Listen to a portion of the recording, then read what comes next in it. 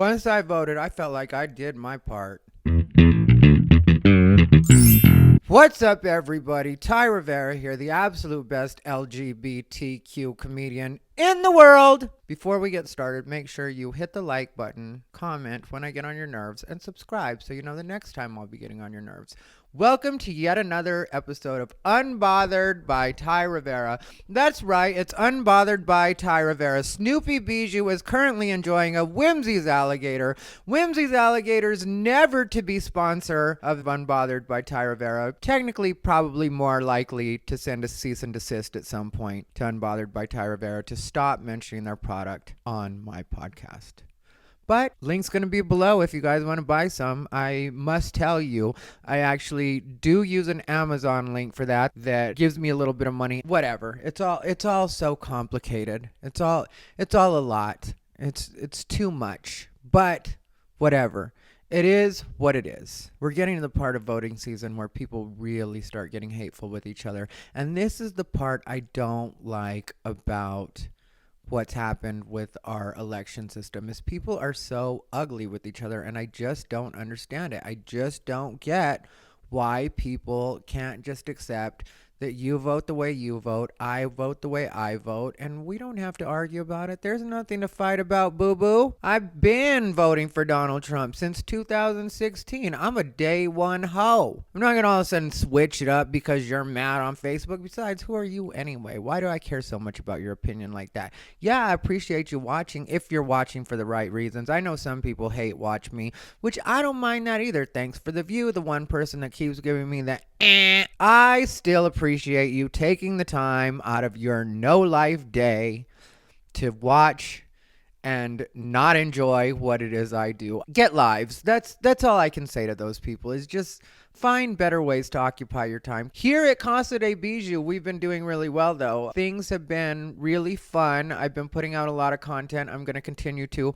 I'm a week and a half into being sober, and I put the sober in quotes because I am completely sober. My skin looks a lot better if you can tell, and it's not just the mask I've been using. This is from being sober, having a lot of water, working out the way I'm supposed to work out. But I put the sober in quotes because I'm not one of those people where if I were to do something, it would be like me falling off the wagon or I had this intention of being sober for the rest of my life. I'm going to be sober for as long as I need to be productive. I've committed to until Halloween, but that's just because I'm working out a lot, and when I am smoking weed, I eat a bunch of stuff that I shouldn't be eating, and I want to really do what I'm doing with my body right now. And also, I'm putting out so much content right now that I really need all of my faculties to be able to do everything the way that I need to do it. That's the long and the short of it when it comes to that part of it. Because there's a lot of editing, posting, editing different length clips so that I can advertise what I'm doing, and it's a lot. And so I have to pay attention to it.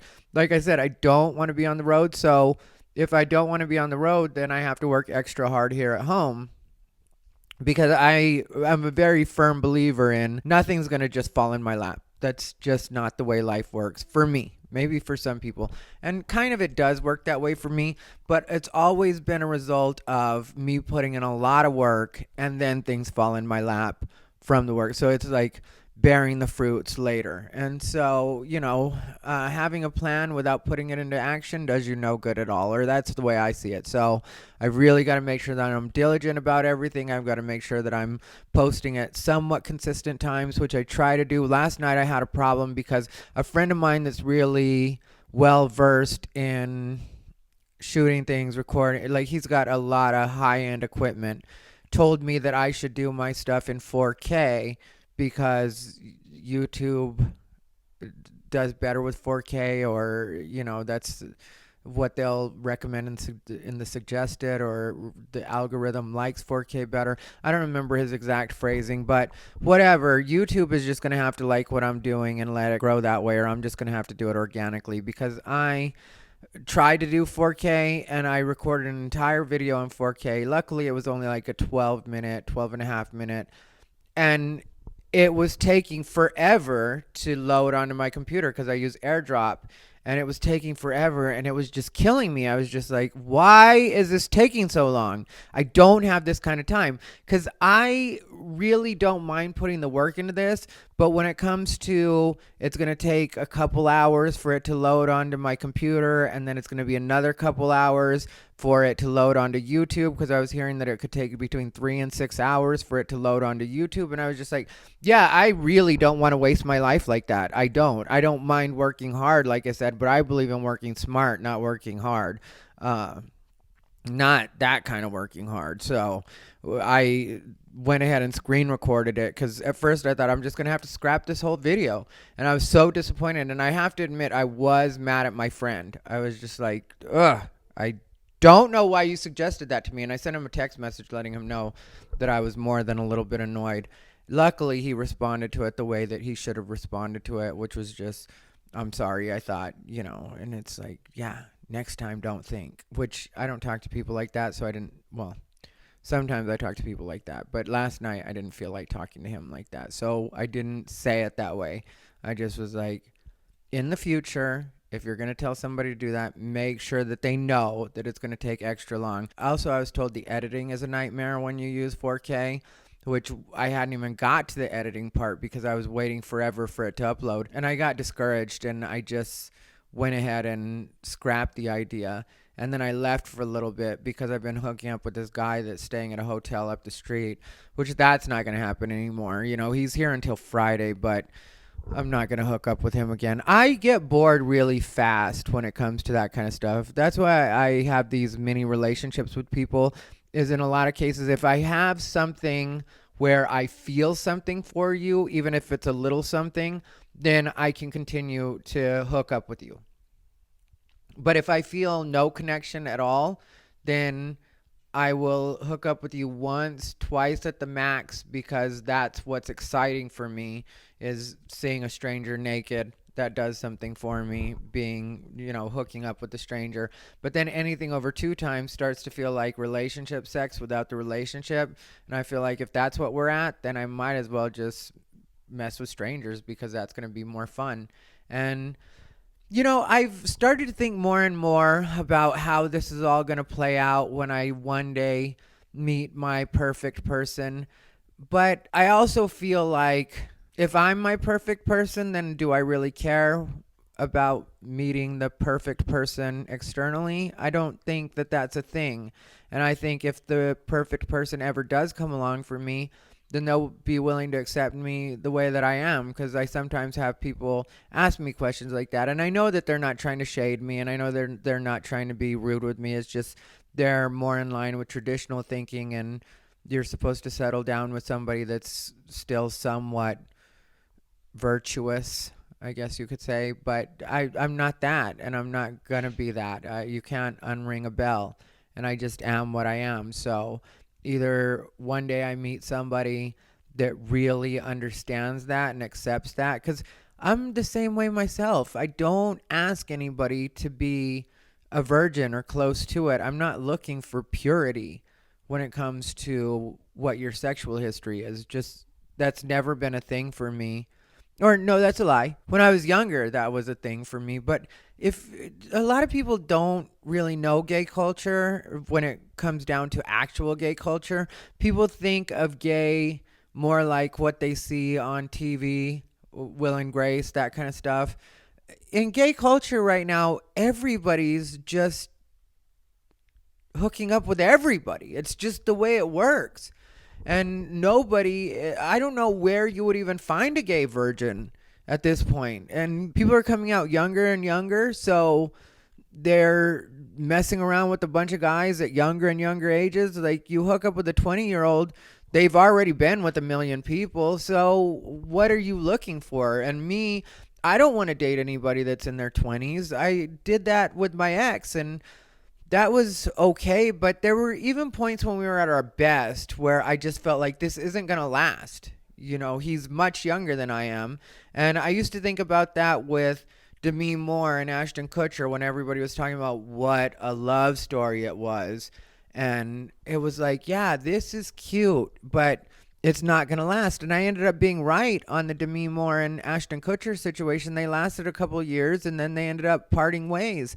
She went crazy because it forced her to face her mortality and the fact that she was getting older. She had always been a sex symbol. I think she's still a beautiful woman. And when she hooked up with him, I thought she was a beautiful woman. But there's just, if you're young, because I used to be in that position myself. I used to date older guys when I was young.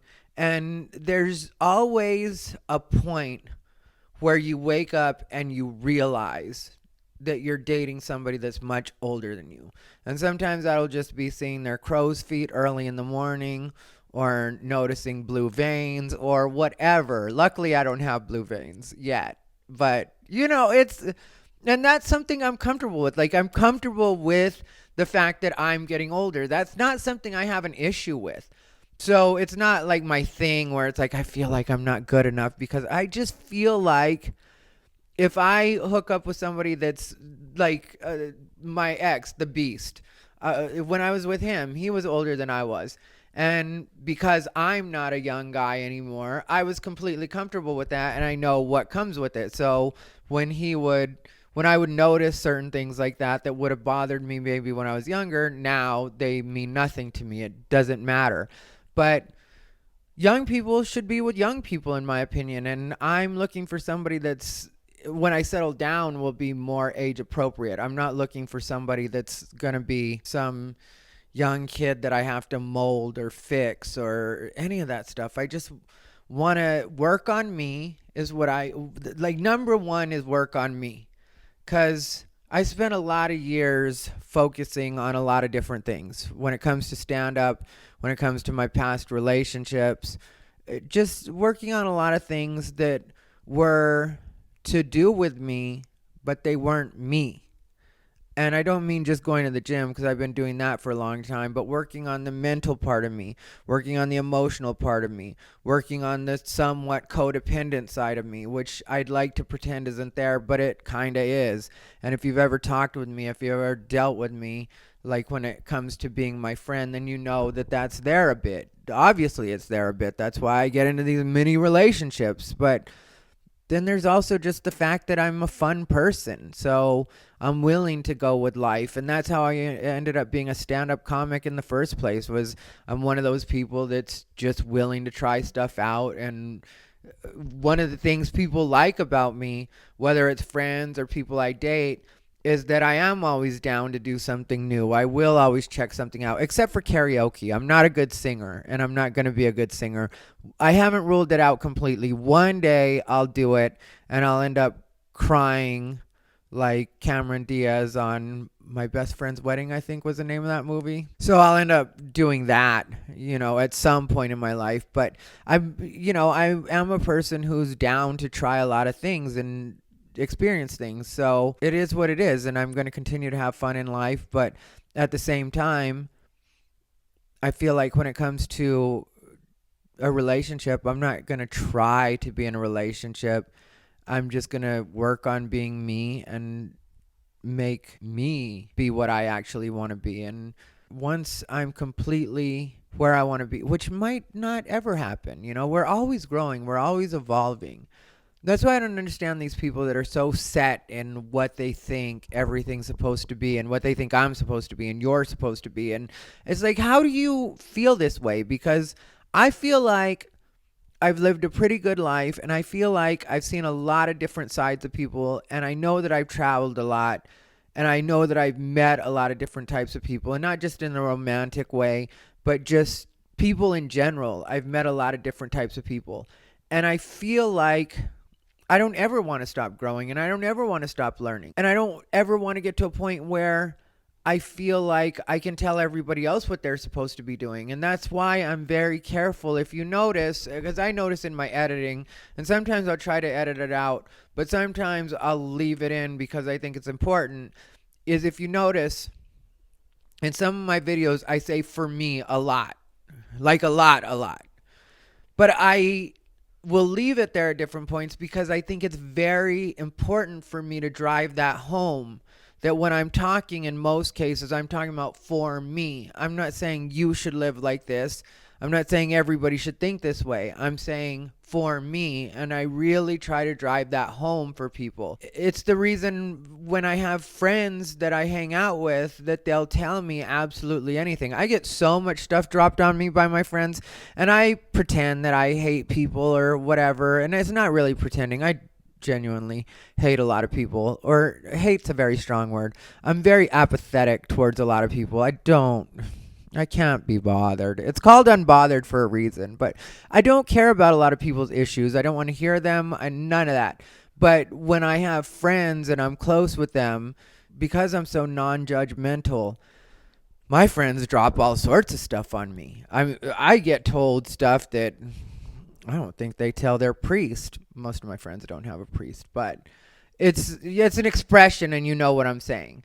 So I get so much stuff dropped on me because everybody knows that I'm non-judgmental. Everybody knows that I'll just roll with it. You can tell me your deepest, darkest secrets, and I am not a person. I will not tell anybody. I will not share that with anybody. That's the other thing that happens to me is people have told me so many things. But the other good part about me is everybody knows I have a terrible memory. So people tell me like the worst stuff, and then I forget it, and then they're like, remember I told you that? And I'm like, no, but I know it now in our conversation, so let's just have this conversation now, and then in a couple weeks I'll forget it again. So your secrets are safe with me, but mainly because I won't remember them. And then there's me not being judgmental, but that's because I really don't care what you're doing, because I have my own stuff going, and I've never been a perfect person. I talk about cancel culture a little bit, and I'm not one of those people that wants to drive it home for people all the time. I'm just very clear about my feelings on cancel culture, because I don't feel like knowing my entire life, because yeah, I forget a lot of things, but I remember the high points and the low points of my own life and my own personal growth. And I don't feel like with everything I've experienced and everything that I've done or had done to me, or just in general, and I'm not talking sexual right now, so if you're thinking that way, it's not where my mind is right now. But when I think about everything to do with my life, I feel like I'm not really a good person to look at people and judge them, because I've done so many things in my life that other people could judge me for. And mostly I talk about them on stage. A lot of them I talk about on stage. There's a few things that I don't talk about on stage, and it's not because they're secrets. I always tell people I don't have secrets. I have stuff I haven't told you yet. And that's really what it is. And it's not for any other reason, but just I do stand up, and I have an obligation, at least when I'm on stage, to make things funny, which is where people get confused too, because there's people that think that I'm supposed to be funny all the time, like even in my personal life. And it's like, no, that's not the way it works. I'm not just trying to be silly all the time. On my podcast, I try to level with you guys, and I try to give you guys a better understanding of the person that I am. So you understand the things that I say in my videos. So you understand the things that I say if you see me on stage. Like, that's the reason I do my podcast, is just to give people a better idea. And also because I think because I'm such a flawed person and I own that, I think the people that listen to me and watch me can gain something from that and maybe be a little easier on themselves, because I know people are so hard on themselves. And I can get hard on myself too sometimes, but people sometimes are so hard on themselves, and I just feel like, why do you do that to yourself? Because I am looking at you, I am talking to you, I know you, and I know you're a good person. So why are you stressing yourself out about these little things that don't matter in the grand scheme of things? If I look at you, and even if you were to tell me you murdered somebody when you were younger, and I know that's an extreme example, But if I know you today and you're a great person, you've been a great person the whole time I've known you, and you are compassionate, and not the fake compassionate, because anybody can do that. That's what happens all over the internet, and it's why I don't really trust a lot of people, and I don't like a lot of people, because a lot of people are pretending to be something they're not. But if I genuinely feel that off of you, not from what you're telling me, but from me feeling it, from not just things you say, but your actions, and you were to say something like, when I was 15, I murdered somebody, I would just be like, well, that's not the person I know. So if you want to share with me about it because it helps you get it off your chest, and you'd rather talk to me than a therapist, or you don't want to risk going to jail by just telling some rando, then I guess drop it here. I'll listen to it. But all I know is that at the end of the day, the person I'm dealing with right now is a good person, and that's all I'm thinking about, is the person you are. I'm not thinking about the person you were. When it comes to cancel culture, it's so unforgiving, and I just don't live that way. I grew up with elders in my family, not my parents, but elders in my family that were in abusive relationships. And that's another thing that we, as a society, as a culture, have evolved from. And it does people a huge disservice to completely discount that. You have to remember, we came from cavemen. So we came from people, men, that would club women over the head and do who knows what with them. I think we all have an idea of the kind of stuff they would do with them, but women would get clubbed over the head. That's what we come from, is cavemen. So we've evolved, and yeah, at this point, we should all have evolved to a certain point, but there's also a lot of people are dealing with the toxic situations that they grew up in, and so they're at a different starting point. You know, if you came from an upper class family that was very civilized and therapized, for a better term, and really in touch with that side of themselves, and you grew up with healthy ways to look at things and with healthy role modeling, then you're in one position. But if you're a person that, say, grew up in a trailer park, and your mom used to beat your dad, or your dad used to beat your mom, because I'm equal opportunity, and either way could happen. I've seen both in my life. Like I said, not my parents, though. They would argue. They would definitely get down in the verbals, but they would not an abusive relationship. Every once in a while, my mom would throw a dish or something like that, but good luck canceling her. She's a housewife. She doesn't care what you think. My dad isn't going to drop her. You can tweet about her if you want to. She doesn't even have Twitter or Facebook, so it's not like she would ever know that you were tweeting cancel Thai Rivera's mom. And if she were to hear that I said this, she would hit me. So I don't think she's remorseful. I don't think she's suddenly going to change, is what I'm getting at. But when I was younger, and now since they're both so much older, they've settled into being friends. And that doesn't mean that they don't get into it every once in a while, but it's a different situation than when I was young. So when people are at different starting points, I think that that's something that we have to take into account. And I'm not saying forgive it, and I'm not saying excuse it if it's happening right now. But I'm saying if somebody says, this is what I'm growing from, well, that's how people evolve. And that's when you encourage people. That's when you let people know. I meet so many people that are so flawed in those ways. And I just tell them, it matters what you do from right now forward. That's the most important thing. Not what you were, what you're doing from this point forward. If you were in an abusive relationship and you were the abuser, and this would go for male or female if I was talking to somebody, you promise yourself and stick to it that from this day forward, you're not going to be that person anymore. And you make sure that you're not that person anymore. That's all you can do, is just be better from this point forward. Because otherwise, what's the alternative? A person commit suicide or hide in a cave for the rest of their life, or until society and cancel culture decides that you're worthy again? Well, not everybody wants to rely on other people to be worthy. So today is the new day, and that's what you start, and that's what you do. I have to start a new day quite a bit. I tell people all the time, when people ask for my advice on certain things like diet, exercise, which I know is completely different from what we're talking about, but in this, at the same time, for me, it's all the same because it's all change and it's all getting better and it's all how you evolve. So when it comes to me with diet and exercise, I've had so many times where I've not stuck to my diet. Last night, I even drank some pineapple juice, and technically, I'm not supposed to have that. I just have it left over from cheat day because I didn't finish the whole thing because I went and bought soda, which then later on when I bought the soda, I was like, why'd you buy soda when you had a pineapple juice? And I was like, because you have a terrible memory and you forgot you had pineapple juice.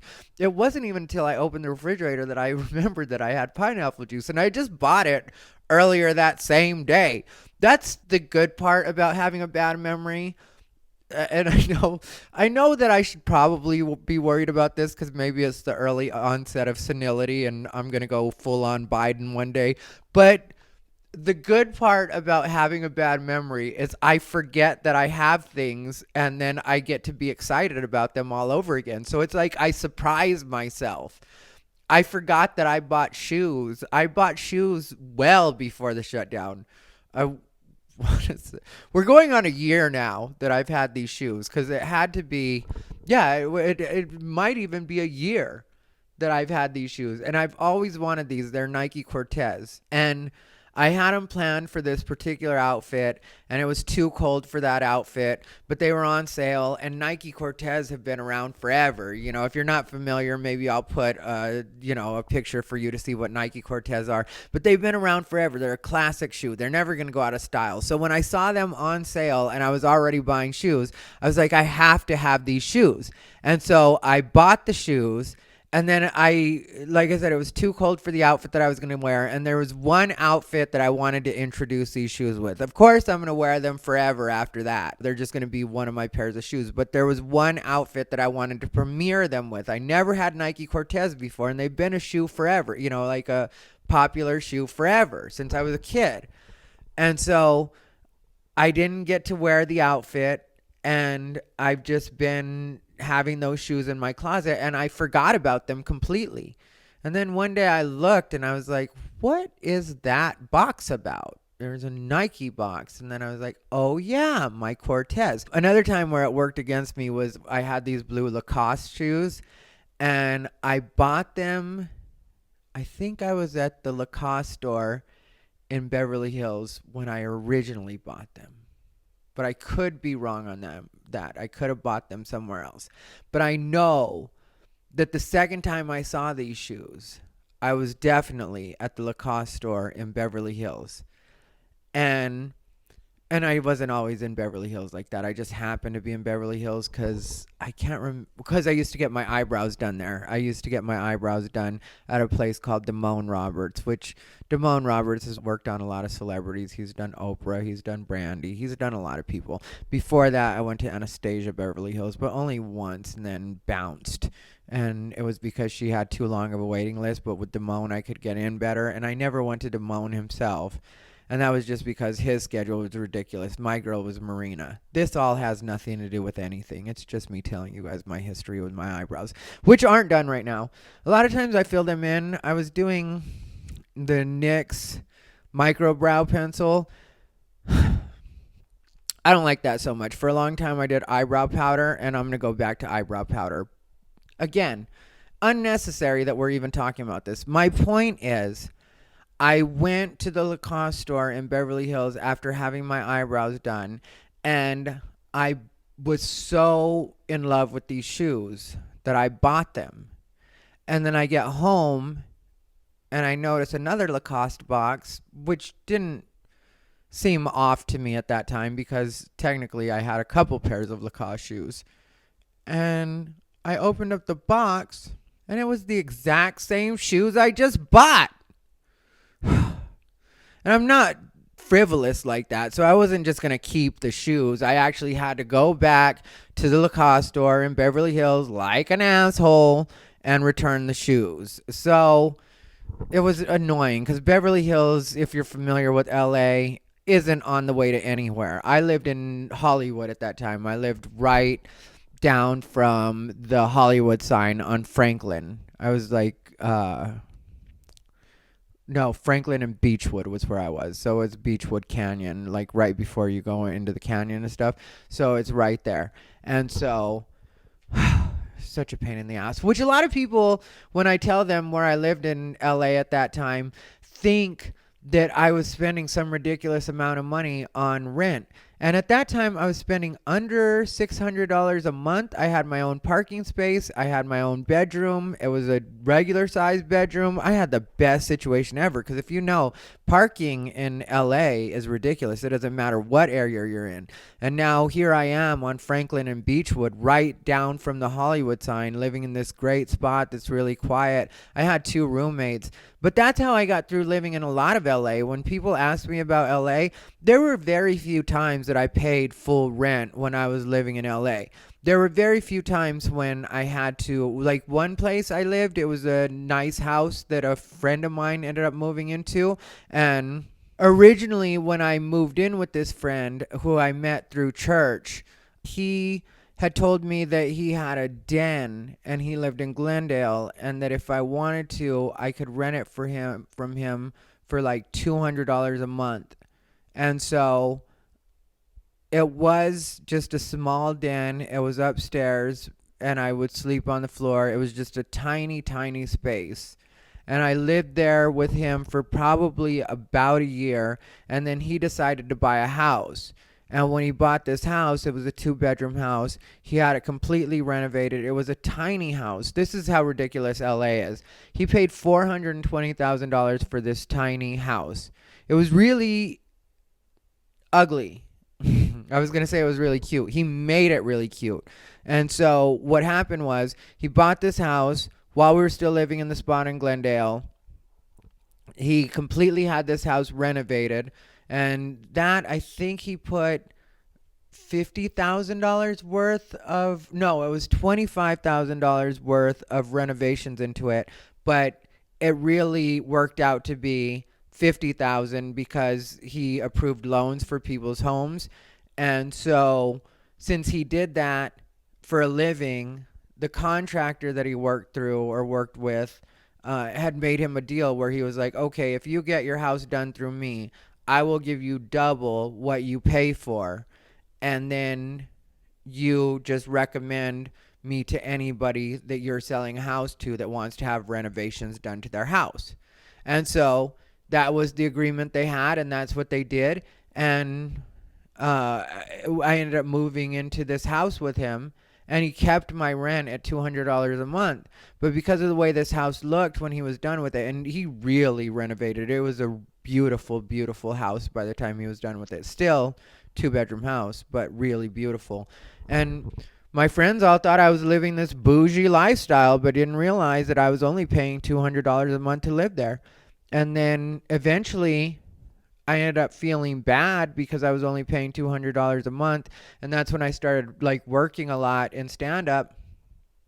And so, I was able to bump it up to $300 a month. I think I gave him $325 at the most at one point. That was like my regular rent. And I had made it that because he was completely willing to just keep me living there for $200 a month.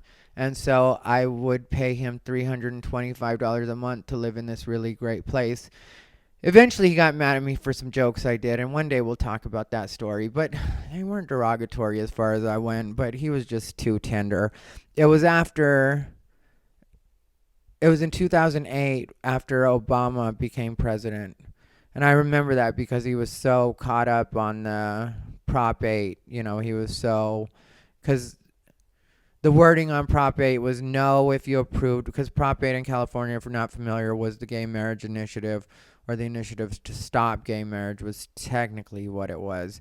And the Mormons had done some really great things with lobbyists, which when I say really great things, really smart things on their part. I don't mean that I agree with them. I just mean that they did some really smart stuff in the way that they had lobbyists make it so if you voted yes on Prop 8, that meant you were saying no to gay marriage. If you voted no on Prop 8, that meant that you were cool with gay marriage or you were pro-gay marriage. And so because of the wording, people were confused, and he was really big on that, and that cost us a lot of votes, and it ended up being where gay marriage was not legal in California at that point, and it really wrecked him. And I, as a person of color, was just excited that Obama got in, and one day I'll really go into that whole Obama situation, or maybe today's that day. Let's see how this turns out. But he was really excited about that, and I were really upset about that. And I was really excited because as a person of color, we were always told that there would never be a black president. There would never be anything but a white president, was what I was raised believing. And so when we got a black president, we even had an opportunity to have a black president. I was really excited about that. And I really wasn't thinking about too much outside of that. At the time I was much younger, I was just thinking about, the fact that we're going to have a black president and how great that was going to be to have somebody that's maybe a little closer to my skin color. Well, hell, even past my skin color, darker than my skin color. Even though Obama might be lighter than me when I tan, I don't know what the deal is. I've never done a swatch with Obama, okay? Me and Obama have never went to buy foundation together. So I don't know who's darker. I don't know who's lighter. I don't know the difference in our hue. But I was excited to see a person of color actually getting the opportunity to be president.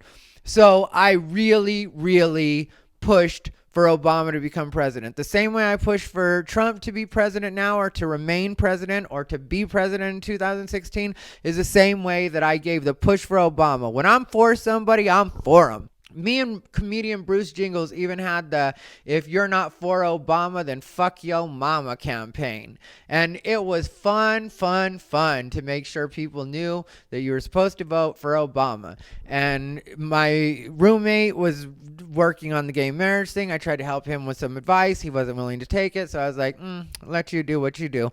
I'm not really worried about that. I need a person of color to get in this White House is what I need. So when Obama became president, I was just so excited and so happy. Then Prop 8 ended up getting passed, so gays weren't allowed to get married. And all the gays were wrecked, including my roommate, which made it hard because, you're ready to celebrate and he's down in the dumps. And it's like, can you buck up a little, Mary? It's not that big a deal. But you can't really say that when somebody's going through it the way he was. And so I got tired of him because it was like, can I just celebrate the fact that we just got a person of color in the White House? Can I just be happy about that?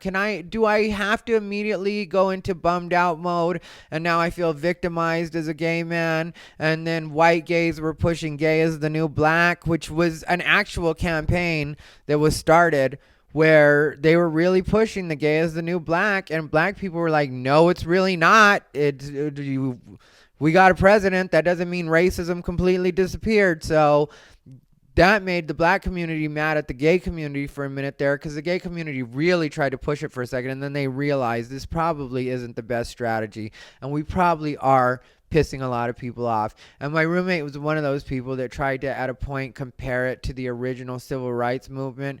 And I wrote a joke about that. And I wrote a joke about one day I got tired of him. And it was really because at the time I had a bit of a Karen hairstyle. That was before it was the Karen hairstyle. That's when it was the John and Kate +8. So it was the Kate Goslin. That's what it was.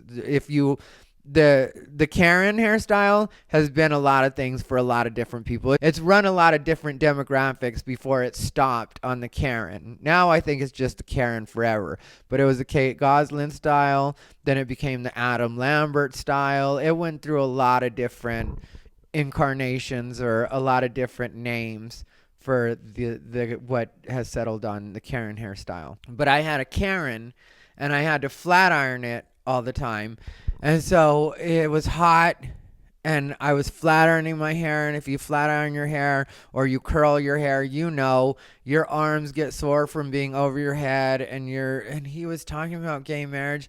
And I just finally got tired of him. And I was like, nobody wants to marry you anyway. And I wasn't trying to be mean. And it wasn't a statement on his looks or any of that stuff, even though I know he took it that way.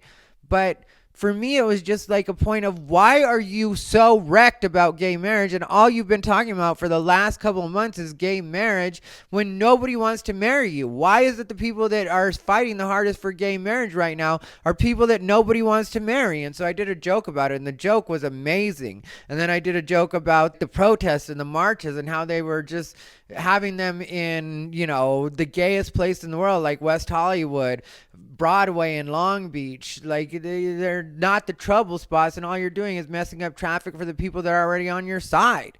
And then there were gay people that were mad about the fact that Prop 2, I believe it was, got passed. And that was, so then they started this chickens have more rights than I do. And it's like, leave the goddamn chickens alone. And I did a whole joke about that. And it was this really amazing, and I'm glad I at least remembered as much as I just did for you guys. But it was, and I'm not being like full of myself, like it was amazing, like, that kind of thing. But I'm just a good writer and a good comic. So I'm not going to pretend that joke did a lot for me. But it hurt his feelings. And then other people in the gay community got mad at me about this joke because they were saying that it was anti-gay marriage. And it's like, this joke isn't even anti-gay marriage. Technically, it was anti my roommate's attitude at the time. It was anti the fact that gay people are so entitled that they think that chickens, because that Prop 2 or whatever I was talking about, it was either Prop 2 or Prop 1. I can't remember what it was. But it was just making sure that chickens were able, farm animals, not even just chickens, farm animals were able to fully turn around, fully extend their limbs. Like, it was making sure that they at least had that much room in their cages. So you're a selfish enough person and an entitled enough person that you don't think farm animals, the food we eat, which, yeah, people may be vegetarian and have problems with the fact that we meat in the first place. And maybe the older I get, the more I can see what people are talking about. But for right now, I'm still a meat eater. I don't have the money to just all of a sudden be a vegan or a vegetarian. I don't have that luxury. That is very expensive, especially if you want to have a body like mine, which I'm not trying to make it seem like I have the best body in the world, but I definitely do have a little bit of muscle on me, and it does take protein, or else being a vegetarian, eating only the best food, and having the best supplements. And right now, especially with pandemic, that's not something I can afford, and it's not something I want to figure out, and it's not something I feel like I want to work on. But if you have to eat meat, the least we can do is treat the animals that we're going to eat with some sort of respect and let them have some sort of quality of life before we end up slaughtering them to eat them. And that's the reality of it. But gay people were so mad at the time. So black people or people of color weren't supposed to celebrate Obama. Chickens weren't supposed to celebrate the fact that they were going to be able to fully stretch out their wings, which was part of it. And the worst part about that one is I don't even think that one kicked in till some ridiculous amount of time later. The one for the farm animals, they gave the farmers so much time to get their coops in order, or however you would say that. They gave them so much time to do that. It was, I know, at least 5 years. So it wasn't even something that kicked in right away. It wasn't like, no, chickens don't have more rights than you do right now. Chickens have rights on the way. And so, I was mad at that entitlement was what I was mad at. I talked about the gay community yesterday on my clip with the one about Tiffany Trump, and how a lot of times people use the word tone deaf all the time. You want to know who's really tone deaf? The gay community is tone deaf in a lot of cases. The gay community is very tone deaf. Like, when they were even fighting for gay marriage at that point, we had so much going on in the country. We had war going on, not in this country, but like we were dealing with the war. We were dealing with so many things when Obama, if you remember when Obama first got into office, we were dealing with a lot at that time. And gay people were like, I want to get married. And I'm like, shut up. Like, that's not the most important thing in the world right now. And I know maybe for some people that seemed pretty important because there were family members or spouses, or not spouses at the time. There were domestic partners that were dying in hospitals alone at certain points, or people were getting swindled out of property by family members. So I can understand why gay marriage was somewhat important at the time. But in the scheme of things, to me, at that time, it just seemed like a really entitled and really tone-deaf thing to be trying to make the focus of the entire country. And I think the entire country agreed with me at that time. That's why I ended up taking till 2013. And then my roommate, I ended up finding out later on, because he told me, was really just taking gay marriage so personally, because he had been in this relationship with this person that was Mexican from Mexico, and that he just felt like if that person, because, before I started living with him, and I knew that they had been boyfriends or whatever, but I didn't know the full extent of what he thought. But the reason that his boyfriend ended up leaving was because he was illegal, and he felt like eventually he was going to get taken anyway, so he went to a smaller town instead of staying in LA. But they had problems before that anyway. But my roommate had the idea that if they had just been able to get married, then it would have fixed their problems. And anybody that knows about the way relationships work, marriage isn't going to fix a broken relationship. It's just not. Even if that's going to keep the person in the country, yeah, maybe they'll marry you for the security so that they can possibly get their green card, or make it easier to get their green card. Maybe that'll happen and that'll prolong it, but that's not going to fix the relationship. And I hated to break it to him, and I kind of left it alone, but it just felt like, I don't think you really know how marriage works if that's what you think. And then it turned out that gay marriage became legal in 2013, and I hadn't been living with that roommate for at least 4 or 5 years. And he had my parents' address as a forwarding address, and then he sent me a wedding invitation, which was just him being petty and trying to be like, look, we did get married after all. I's married now. And then I felt like sending a message back and just being like, yeah, well, make sure that you keep me just as informed for the divorce. I didn't, though. I left it alone. But it really got on my nerves, because it was like, I don't care about if you got married now to him, and you're not proving anything to me. Technically, you're just going to prove my point, because he's going to get what he needs off you, and then he's going to hit it again. He's going to be gone. And I was right. They ended up getting divorced. And I don't hold any hard feelings towards this roommate or even the gay community in that way. But I just think a lot of times it's really tone deaf, the stuff that they want to make the major issues. When it comes to LGBT, I've talked about the trans community quite a bit, and regular trans people are living their lives and doing what they're doing, but trans activists love to push this pronouns thing. And it's like, we're having a pandemic right now.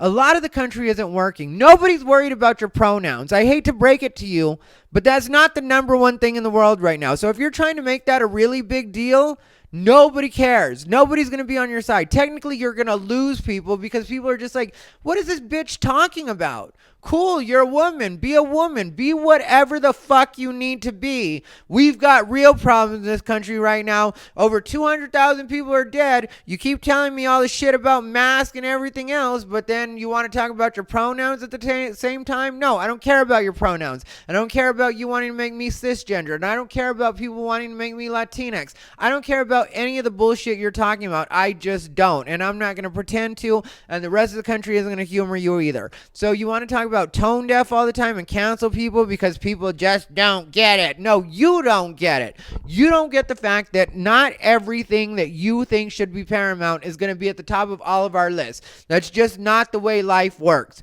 That's not the way life works. If you're gay, straight, trans, male, female, whatever you are, that's just not the way it works. So why don't you get off everybody's back and stop pretending like everybody's supposed to bend over backwards, do what is it you want at whatever time you want it to be done.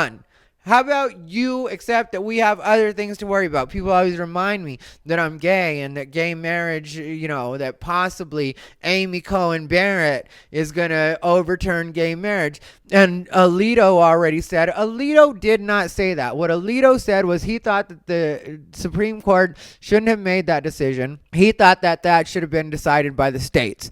And that's what he said. He didn't say he was going to overturn it. He didn't say he was going to try to overturn it. He didn't say they were going to revisit it. He just said that he thought the state should have decided it, and it was a bit overreaching that the Supreme Court ended up deciding it. And so it is what it is. But still, you'll see on news sites right now that Amy Coney Barrett just can't wait to overturn gay marriage. Same with abortion. Like, when people get overly excited about abortions, they're going to overturn Roe versus Wade. Well, maybe that's not the biggest thing on my mind right now.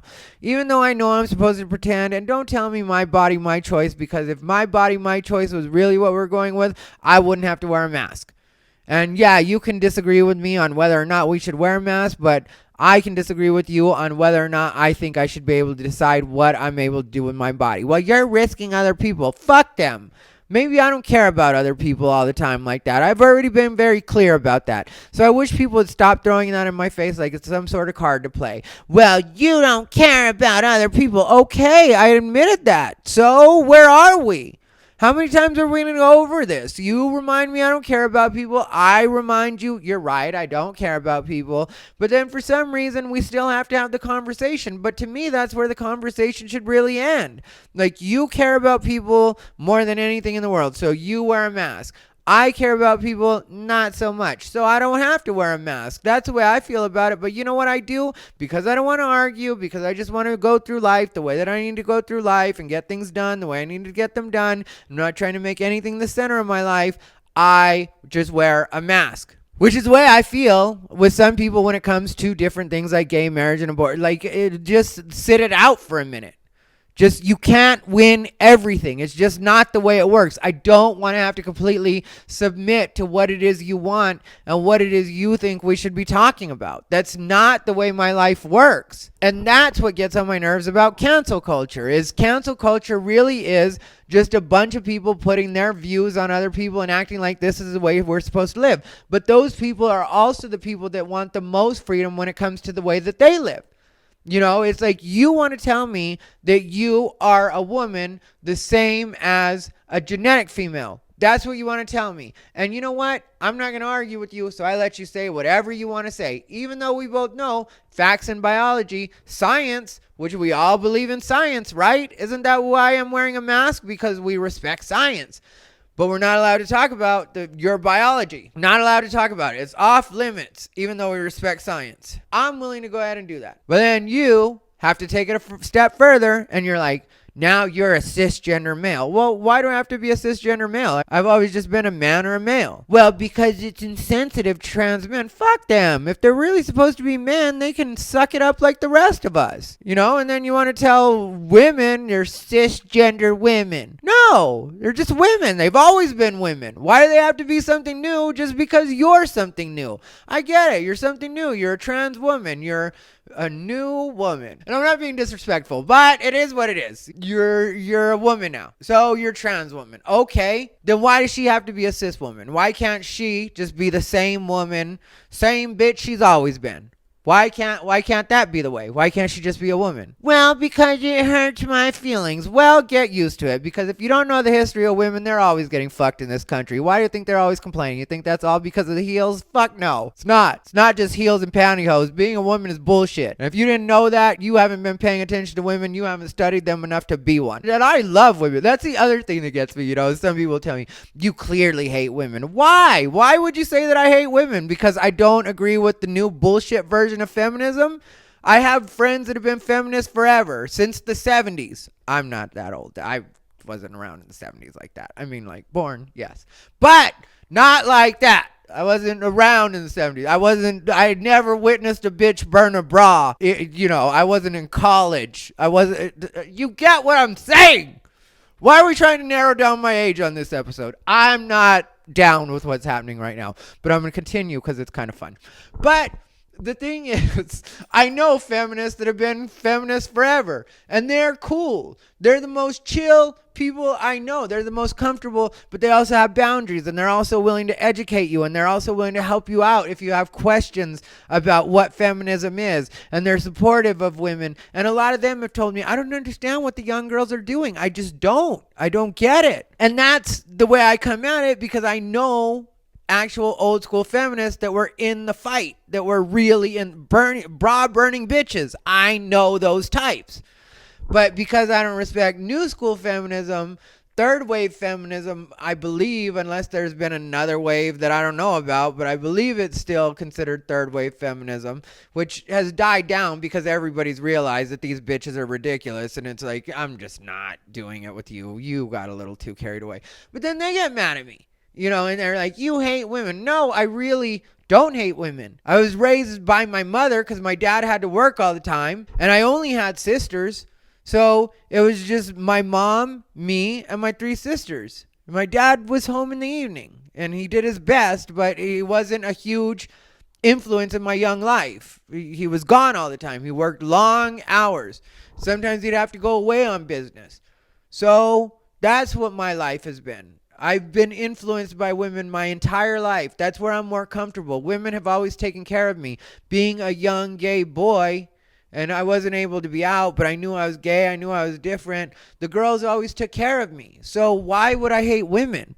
I feel closer to women than I do anybody else. But instead, because I'm not going with all your bullshit, you hate women. Oh, really? Is that why I have so many guy friends that technically I like their girlfriends more than I like them? Which I guess I shouldn't say that, and I hope none of my guy friends are taking that personally. But cat's out of the bag. I like your bitch more than I like you. It's just what it is. So get over it. You shouldn't have asked. Nobody asked. Nobody asked for any of this. This is one of those where the internet would be like, nobody. Absolutely nobody. And then it's just me ranting about trans people and feminism. I had fun this episode. You know what? I think we've kind of covered it. But yeah, that's why I don't care about cancel culture, all that shit, because we evolved the way we evolved.